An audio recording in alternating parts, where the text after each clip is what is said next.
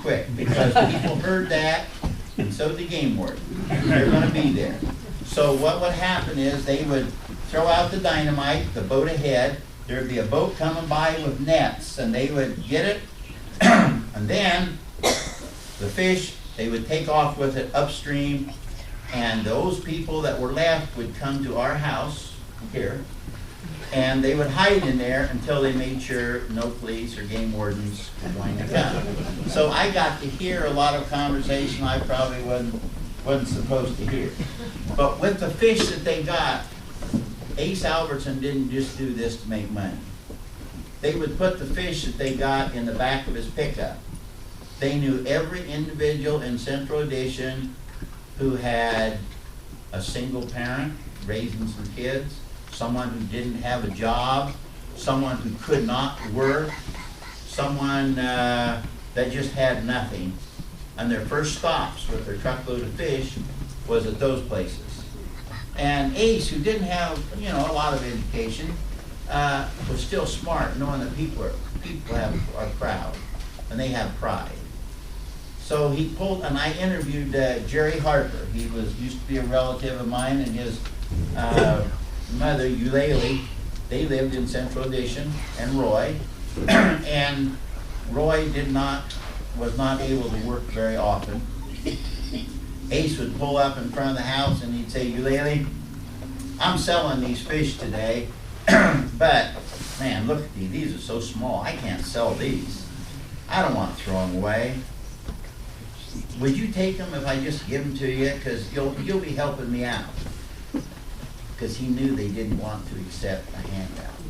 So that's how they took care of people. Jerry Harper said that the thing he remembers from being a little kid is if Roy, his dad, wasn't working, they didn't have much to eat. But they knew what house in Central Addition had the pot of beans on that day. They knew that if they didn't have anything, there was some family that had a little more, and they were more than willing to share with them. So when I talk of Ace Albertson, and yeah, he did illegally fish. One of his brothers had a whole fish operation where he sold whole fish to people, and I don't doubt a lot of the fish went there, but I also know that a lot of it went to people who could not afford to buy it. So Ace was taking a chance, with the law to make money, but he was also taking a chance because he knew if he didn't stop at some of these houses, no one else was going to. So no one will ever make, there won't be any monuments or big plaques with Ace Albertson's picture on it, but there should be. Because he helped people, he didn't just help himself.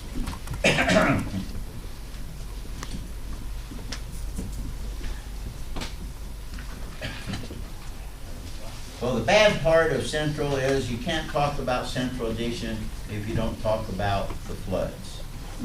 Or which one? 1893, 1903, or every one that happened between there and 1944, which was the next big one. 1947 was the granddaddy. 1947, it was like a double punch, triple punch. On June the 7th, the water went to the highest ever, 20 feet, 3 inches. Everybody was moved out. That was on a weekend. By Thursday, it was down to 7 feet. People were actually wading back in to see what they had lost. By the next Saturday, it was back to 20 feet, 1/2 inch. Mother Nature said, I'm going to hit you again. So they had to leave again. Well, then it went down. Within a few days, it was down to 7 feet. Well, what happened then? People started going back to see what the double whammy did to them. They had to leave again because within 10 days, in a 3-week period, they had 3 of the top 4 floods in the history of the city of Ottumwa. That's bad. That's not the worst part. That's Mother Nature. They were used to fighting Mother Nature. What they weren't used to fighting was City Hall. This is Central.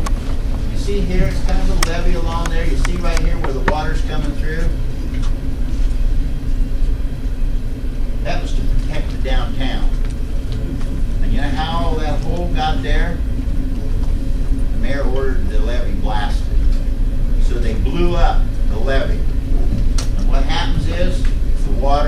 came this way, and it wasn't to save the downtown. It wasn't to stop the flooding. The downtown was already flooding, but it was to lessen the effect on the downtown. The caption in the Courier on June the 14th, 1947, Central Addition awaits a new crest.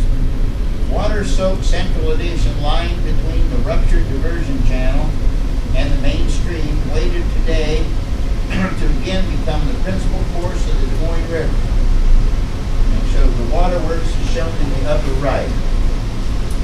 Upper right corner, that's where the waterworks is. Near the center, that's where I was showing where the break is.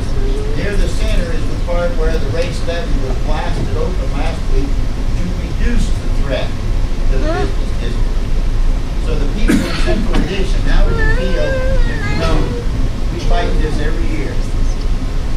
Well, we win because the water goes down and we come back. Well, how would you know that even if you put the river, City Hall wasn't going to get a good shot at it because they blasted that so the water would come into Central.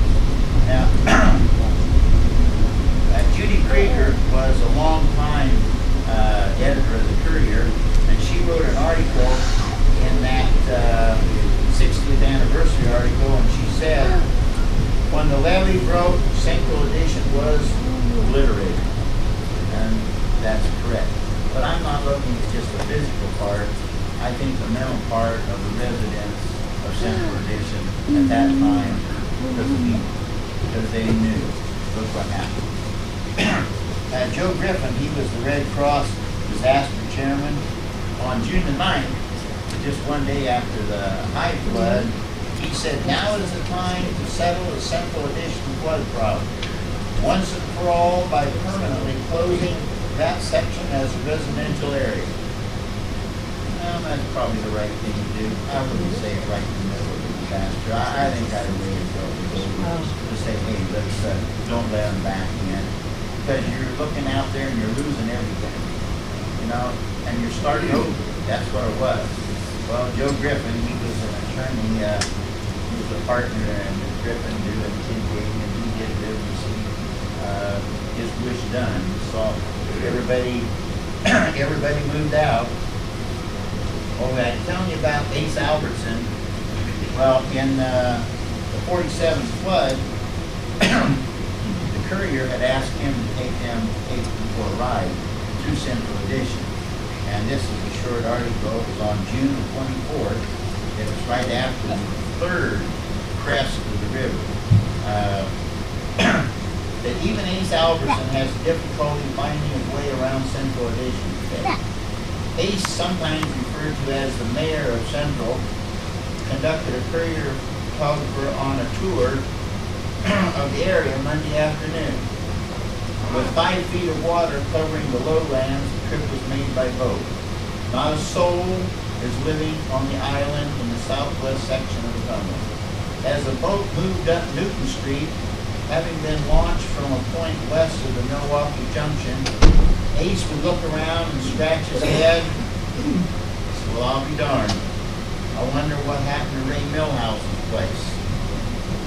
Then he would glance down the street, and a block or two down, he would say, oh, there it is. Finally, Ace came to the conclusion that there are at least 24 homes down there, or completely gone, or washed off their foundations into the next yard or into the next block. That'd be something coming. The folks will never recognize the place when they come back, Ace predicted.